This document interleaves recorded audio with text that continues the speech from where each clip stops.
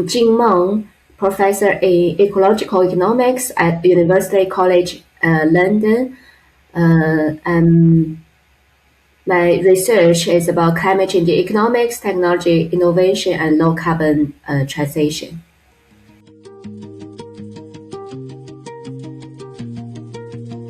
Personally, this award is an honor and recognition of my work. Interdisciplinary research bridging the gap between climate change, energy economics, and system engineering can sometimes be challenging because it requires speaking multiple scientific languages. This recognition affirms that breaking down these silos is not only possible but essential. Professionally, I think it sends a really strong message. It shows that the community values research that solves real-world problems, not just theoretical ones.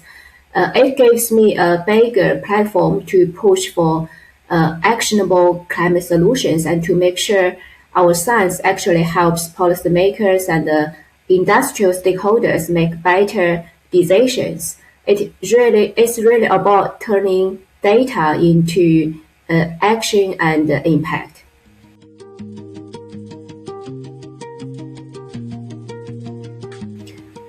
The question that drives me is simple but incredibly hard. It's how do we truly decouple economic growth from environmental change? My understanding of this question has really evolved over time. Back during my PhD in China, I focused on air pollution. It was serious at that time, but I saw strong interventions and change, like governmental controls about the industrial activities and also about the lifestyle change of the residents. But all the actions actually work and we get immediate results. So my curiosity was about the effectiveness, what policies and actions work. Then I moved to the UK in 2016 and shifted my focus to global climate change. As a global challenge, it requires collective efforts. I realized that the challenge is much more complex. It's not enough to just design a policy that works on paper or considering only the environmental impact. The real bottleneck is implementation, considering the local context and also other factors like the costs. So now what drives me is feasibility, specifically economic feasibility. It's easy to say we need to cut emissions and we need to improve the environment, but it's hard to make that affordable. My research now is all about the transition step. How do we turn climate goals and sustainable goals into actions that the governments and the industry can actually afford and scale?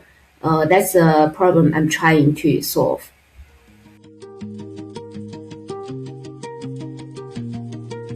I'm a believer that innovation is a team sport. For me, the biggest influence hasn't been just one person, but the multidisciplinary environments I've been part of. Moving from environmental science into spaces with economists, engineers, and even social scientists, especially my experience in Cambridge and here at UCL now, really pushed me out of my comfort zone. It's uncomfortable at first when people don't speak your scientific language, but that's exactly where the magic happens. It forces you to look at your own work through a completely different lens and challenges the standard ways of doing things in your field. Beyond the environment, I owe so much to my mentors and my team. I have had amazing mentors who taught me to think big and look at the global picture. My postdoc mentors, Professor Bo Guan and Professor Laura Diaz-Arnaden, and my line managers at UCL. But honestly, it's daily interaction with my research team also keeps me inspired.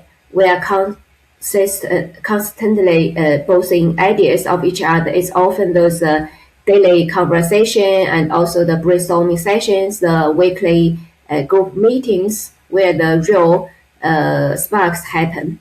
You realize that a problem you have been stuck on for weeks may have a simple solution if you just look at from your mentors or from your colleagues' perspective or from the team members' discussion. So that collaborative energy is what really drives my innovation.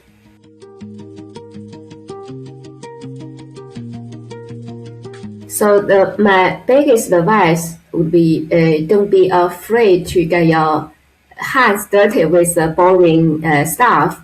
So in our research, it's so easy to just follow the hype or chase cool stories or do some application of the existing models, use existing data. But honestly, the real breakthroughs often hide in the gaps that everyone thinks that are too tedious to fix.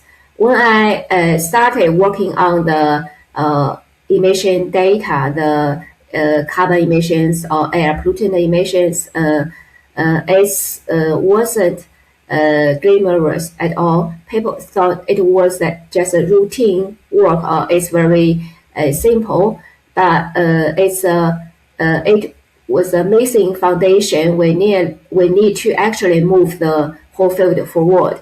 We can only cut the emissions when we know where the emissions are from. And also, the second point is to embrace being an outsider. So if you are a scientist, or engineer, go talk to the economists. If you are engineer, talk to the policy makers. So it's definitely uncomfortable at first, but this where the magic happens and where the innovation happens. So don't just follow the crowd. Find the one missing piece of the puzzle. Have the patience to build it, and the pact will follow.